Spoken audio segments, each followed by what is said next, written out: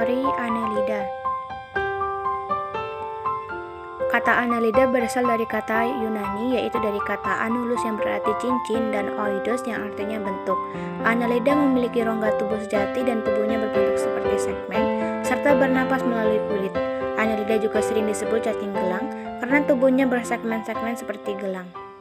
Annelida terbagi menjadi 3 kelas. Yang pertama yaitu kelas Oligochaeta, contohnya Lombrichus terrestris, yaitu cacing tanah. Yang kedua yaitu ada kelas Polychaeta, yaitu cacing wawo, yaitu Lycidis oele. Dan yang ketiga yaitu ada kelas Hirudinea, yaitu contohnya lintah Hirudomedicinalis. Karakteristik tubuh Annelida. Yang pertama ada bentuk tubuh. Annelida adalah salah satu hewan yang multiseluler dan berbentuk simetris bilateral. Annelida memiliki bentuk yang lunak berbentuk silindris atau gilik dan juga berruas-ruas. Ruas tubuh bagian luar tampak seperti cincin disebut annulus, sedangkan ruas tubuhnya bagian dalam berupa septa atau pembatas. Tubuh Annelida dibagi menjadi beberapa bagian, yaitu anterior ujung kepala, posterior ujung ekor, ventral perut, dan dorsal punggung. Annelida juga merupakan hewan selomata. Lapisan rongga tubuh Annelida merupakan hewan selomata karena sudah memiliki rongga tubuh yang sesungguhnya, yaitu rongga yang terletak di antara jaringan tubuh dengan saluran pencernaan makanan. Lapisan tubuh Annelida terdiri dari 3 lapisan, yaitu endoderm, mesoderm, dan ektoderm. Habitat Annelida ada yang hidup di lautan dan sebagian besar air tawar dan di tanah. Sistem pencernaan Annelida dimulai dari mulut, faring, esofagus, empedal, usus, dan yang terakhir yaitu anus. Sistem respirasi Annelida. Proses respirasi pada Annelida yaitu dilakukan melalui difusi pada permukaan tubuhnya atau dengan kulitnya, sehingga kulit Annelida akan selalu kelihatan lembab atau basah.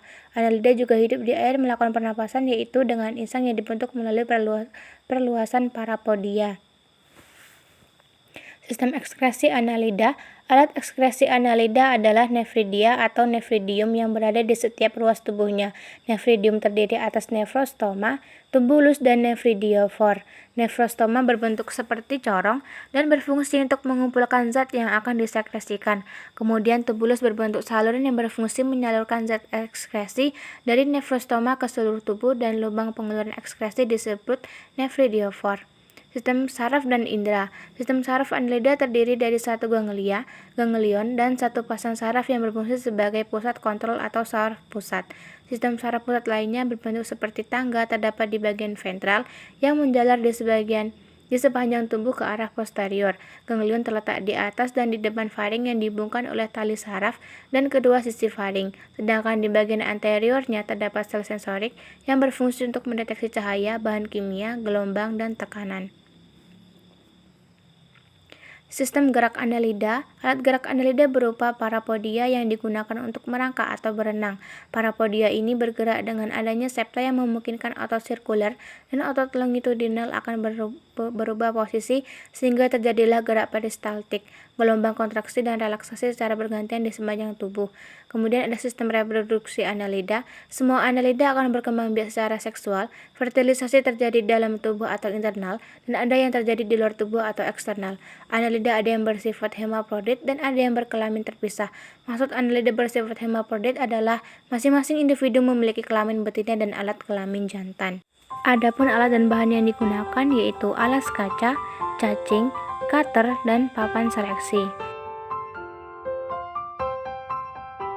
Cacing tanah memiliki mulut pada ujung anterior tidak bersegmen yang disebut dengan prostomium. Kemudian pada bagian belakang disebut dengan posterior. Secara morfologi, tubuh cacing tanah tersusun atas segmen-segmen yang berbentuk cincin, dan setiap segmen memiliki seta kecuali pada 2 segmen pertama. Seta adalah struktur seperti rambut yang berfungsi untuk menggali substrat dan memegang pasangan saat kopulasi, serta sebagai alat gerak cacing tanah. Setelah cacing tanah dewasa, akan terjadi penembalan epitelium. Pada posisi segmen tertentu membentuk klitelium, atau tabung peranakan atau rahim. Klitelium tersebut dapat berwarna lebih pekat atau lebih pudar dibandingkan dengan bagian tubuh lainnya. Cacing tanah tergolong kelas Oligochaeta. Untuk bergerak, Cacing tanah harus menggunakan otot-otot tubuhnya yang panjang dan tebal yang melingkar tubuhnya. Adanya kelenjar pada tubuhnya yang dihasilkan oleh kelenjar epidermis dapat mempermudah bergeraknya di tempat yang padat dan kasar. Untuk mengamati anatomi dari tubuh cacing tanah dilakukan pembedahan dari bagian anterior ke bagian yang menuju ke arah klitelium.